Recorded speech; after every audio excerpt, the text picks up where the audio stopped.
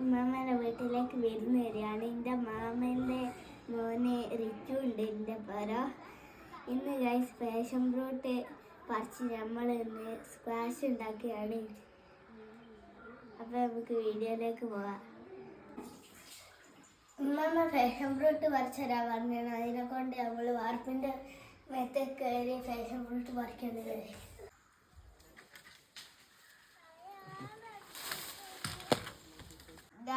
ഇത്രയും പാഷൻ ഫ്രൂട്ടാണ് കിട്ടിയത്.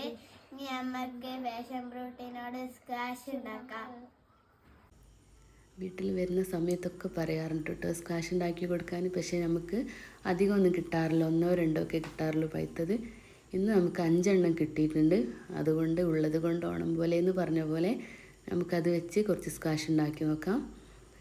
ഞാൻ എന്താ മിക്സിയിൽ ഒന്ന് ക്രഷ് ചെയ്തെടുത്തിട്ടുണ്ട്. ഇത് നല്ലോണം അരയണ്ട, നമുക്കിതിൻ്റെ പൾപ്പ് മുഴുവനായും കിട്ടാൻ വേണ്ടിയിട്ടാണ് ഇങ്ങനെ ചെയ്യണേ. ഇത് നമ്മൾ ഒരു അരിപ്പയിലേക്ക് ഒഴിച്ചിട്ട് നന്നായിട്ടൊന്ന് അരിച്ചെടുക്കാം. ഇതിൻ്റെ ജ്യൂസ് മുഴുവനായിട്ടും നമുക്ക് അരിച്ചെടുക്കാം.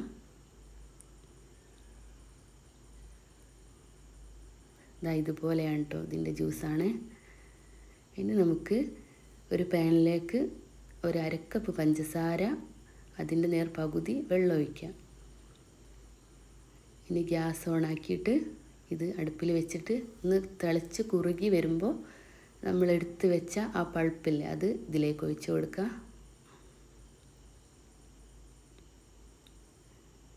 ഇതും ഒന്ന് തിളച്ച് വരുമ്പോൾ അതിലേക്ക് ഒരു 1/4 ടീസ്പൂൺ ഉപ്പ്,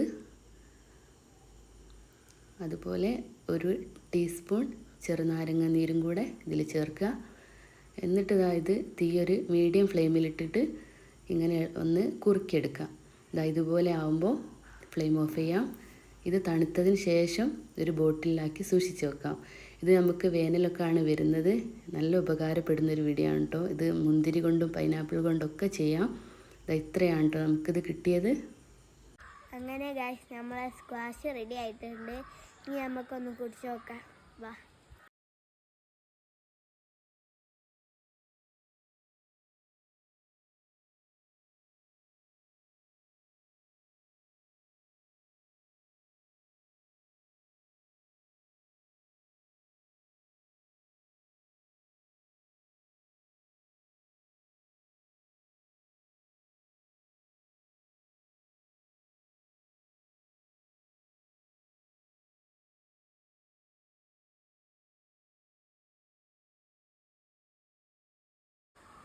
എങ്ങനെയുണ്ട്? കുടിച്ചു നോക്കിയിട്ടുണ്ടാളോ?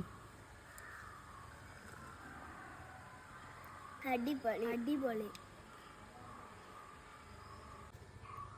എല്ലാവരും ഞങ്ങളെ ചാനൽ ലൈക്കും സബ്സ്ക്രൈബും ചെയ്യണേ.